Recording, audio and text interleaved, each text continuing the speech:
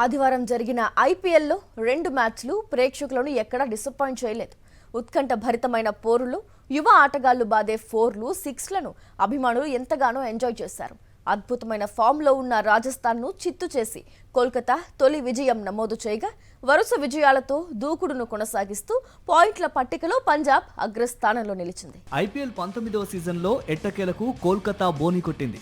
5 ఓటముల నుంచి తేరుకొని lower order మెరుపులతో రాజస్థాన్ రాయల్స్ ను చిత్తు చేసింది. తొలుత టాస్ గెలిచి బ్యాటింగ్ దిగిన రాజస్థాన్ నిర్ణీత 20 ఓవర్లలో 9 వికెట్లు కోల్పోయి 155 పరుగులకే పరిమితమైంది.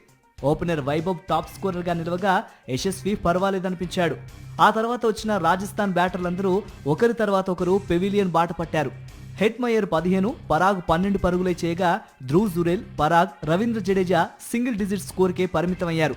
ఫలితంగా కోల్కతా ముందు 156 పరుగుల టార్గెట్ నిలిచింది. లక్ష్య ఛేదనకు దిగిన కోల్కతాకు ఆరంభంలోనే గట్టి షాక్ తగిలింది. ఓపెనర్లు ఇద్దరు డకౌట్ అయ్యారు.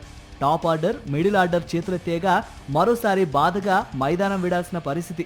అలాంటి సందర్భంలో వైస్ కెప్టెన్ రింకు సింగ్, అనుకుల్ రాయ్ జోడీ పట్టుదలకు రాజస్థాన్ దాసోహమైంది. 70 పరుగులకే 5 వికెట్లు పడిన వేళ 53 పరుగులతో రింకు మ్యాజిక్ చేశాడు. ఇటు అనుకుల్ రాయ్ 29 పరుగులతో సూపర్ ఇన్నింగ్స్ ఆడగా రాజస్థాన్ నుంచి కోల్కతా మ్యాచ్ను లాగేసుకుంది. మరోవైపు ఐపీఎల్ 19లో పంజాబ్ కింగ్స్ జైత్రయాత్ర కొనసాగుతోంది. ఎదురైన ప్రత్యర్థినల్లా మట్టి కరిపిస్తున్న శ్రేయస్ అయ్యర్ సేన ఈసారి లక్నో సూపర్ జైంట్స్ కు తమ పంచ్ను రుచి చూపించింది.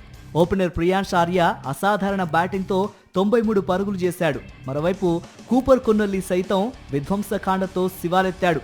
కెప్టెన్ శ్రేయాస్ నిరాశపరిచిన స్టోయినస్, శశాంక్, వధేరా రాణించారు. ఈ మ్యాచ్లో పంజాబ్ బ్యాటర్లందరూ కలిసి ఏకంగా 21 సిక్స్లు బాదారు. దీంతో ఏకంగా లక్నో ఎదుట 255 పరుగుల భారీ స్కోర్ టార్గెట్గా వచ్చి పడింది. ఛేదనకు దిగిన లక్నో సూపర్ జైంట్స్ ఆట ఆరంభం నుంచే దూకుడిని కొనసాగించింది. విధ్వంసక హిట్టర్ అయిన మిచెల్ మార్ష్, రిషబ్ పంతులు రాణించినా పెద్ద ఇన్నింగ్స్ ఆడలేకపోయారు. మరో హిట్టర్ పూరన్ 9 పరుగులకే అవుట్ కాగా మార్కరమ్, ముకుల్ ధాటిగా ఆడారు.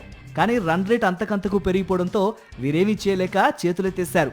లక్నో 200కే పరిమితం అవ్వగా పంజాబ్ 54 పరుగుల తేడాతో గెలుపొంది అగ్రస్థానాన్ని పదిలం చేసుకుంది.